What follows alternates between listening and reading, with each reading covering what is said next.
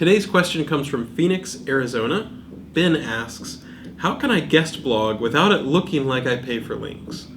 Okay, that's a fun question. So let's talk about, for example, whenever we get a spam report and we dig into it in the manual web spam team, usually there's a pretty clear distinction between, an occasional guest blog versus someone who is doing large-scale, pay-for-links kinds of stuff. So what are the different criteria on that spectrum? So, if you're paying for links, it's more likely that it's an off-topic or an irrelevant blog post that doesn't really match the subject of the blog itself. It's more likely you'll see the keyword-rich anchor text, that sort of thing.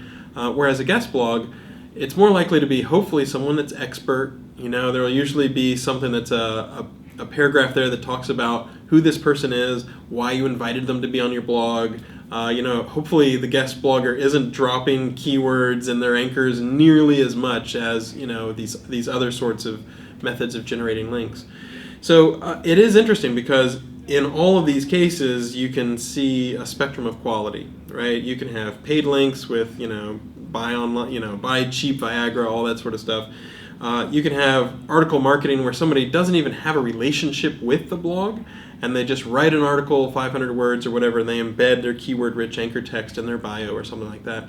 And then you've got guest blogging, which can be low quality, and frankly, I think there's been a growth of low-quality guest blogging recently. Or it can be higher quality stuff where someone really is an expert and you really do want their opinion on something that's especially interesting or relevant to your blog's audience. And so there is this spectrum, and we look at those kinds of criteria when we try to distinguish whether something is organic or not, whether something really deserves to be considered high quality or whether it's more likely to be spam.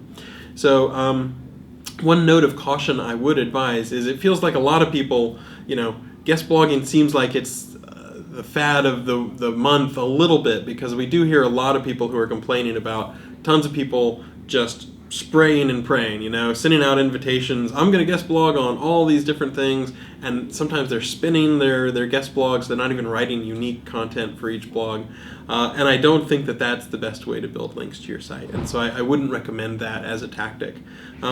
Guest blogging is probably the sort of thing that you should be thinking about doing in moderation. It shouldn't be your full-time job going around find people that can I borrow your soapbox and climb up on it and talk for a few little bits and then also embed some links back to my blog.